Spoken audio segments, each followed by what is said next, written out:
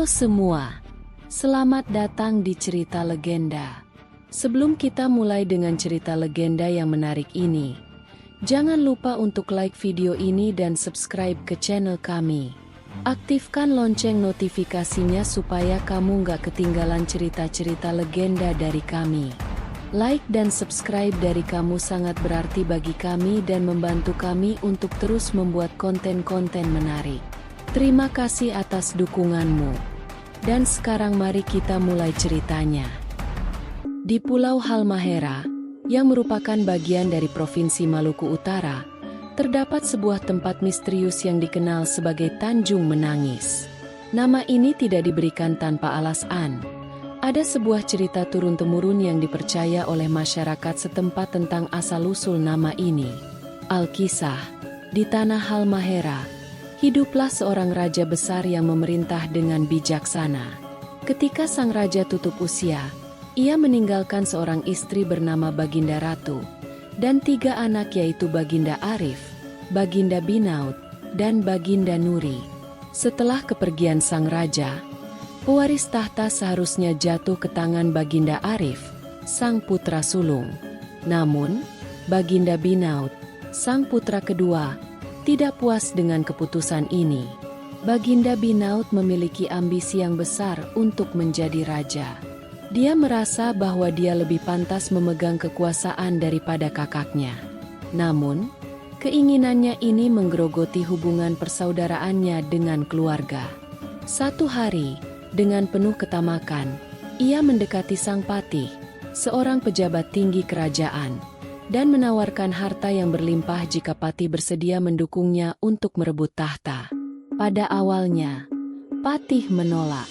Dia tahu bahwa Baginda Arif adalah pewaris sah tahta kerajaan. Namun, setelah menerima intan berlian yang menggiurkan dari Baginda Binaut, patih pun menyerah pada godaan harta. Ia setuju membantu Binaut merebut kekuasaan. Dengan dukungan patih, Baginda Binaut segera bergerak. Ia memerintahkan para pengawal kerajaan untuk menangkap Baginda Ratu, Baginda Arif, dan Baginda Nuri. Mereka semua dijebloskan ke dalam penjara, sehingga tidak ada lagi yang bisa menghalangi ambisi Binaut. Setelah berhasil merebut tahta, Baginda Binaut mulai memerintah dengan kejam. Kekuasaan membuatnya berubah menjadi raja yang tamak dan tidak berperasaan. Ia memerintahkan rakyatnya untuk membangun sebuah istana yang megah, sebuah simbol dari kekuasaan dan kekejamannya. Untuk membiayai semua ini, ia menaikkan pajak dengan jumlah yang tidak masuk akal. Hasil panen, ternak, bahkan tanah milik rakyat, semuanya dikenakan pajak yang berat. Hasil dari pajak tersebut hanya digunakan untuk memuaskan kemewahan hidupnya. Di tengah kekejaman ini, muncul seorang punggawa istana bernama Bijak. Ia tidak bisa lagi tinggal diam melihat rakyat yang menderita akibat ketamakan sang raja.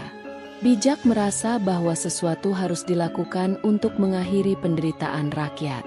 Dengan berani, ia merencanakan sebuah pemberontakan. Bijak, bersama dengan prajurit-prajurit yang masih setia kepada keadilan, menyerang penjara tempat keluarga kerajaan ditahan. Dengan perjuangan yang keras, mereka berhasil membebaskan Baginda Ratu, Baginda Arif, dan Baginda Nuri. Mereka kemudian melarikan diri ke hutan untuk menyusun rencana selanjutnya. Di hutan, Baginda Arif yang bijaksana meminta Bijak untuk tidak melanjutkan serangan lebih jauh.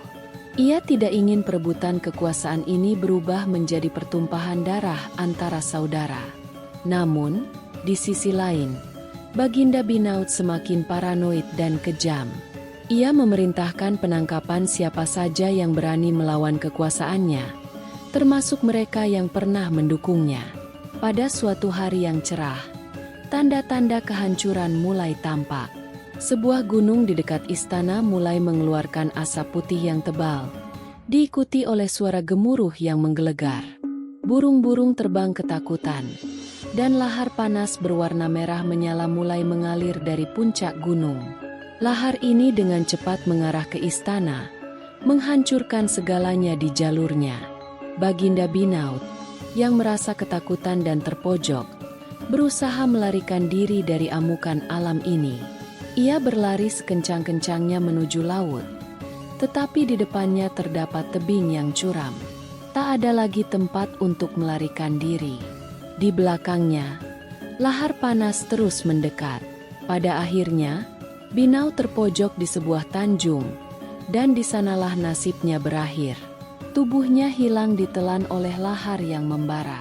Sejak saat itu, di tempat Baginda Binaut menghilang, sering terdengar suara tangisan yang memilukan, seolah-olah tanah itu sendiri menangisi nasib raja yang tamak.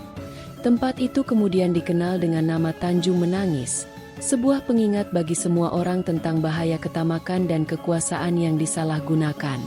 Dan demikianlah, cerita tentang Tanjung Menangis ini hidup dalam ingatan masyarakat Halmahera, mengajarkan kita semua tentang pentingnya keadilan, kebijaksanaan, dan kasih sayang dalam memimpin dan menjalani kehidupan. Terima kasih telah menyaksikan cerita legendaris ini. Jangan lupa untuk berbagi cerita ini dengan teman-teman dan keluarga.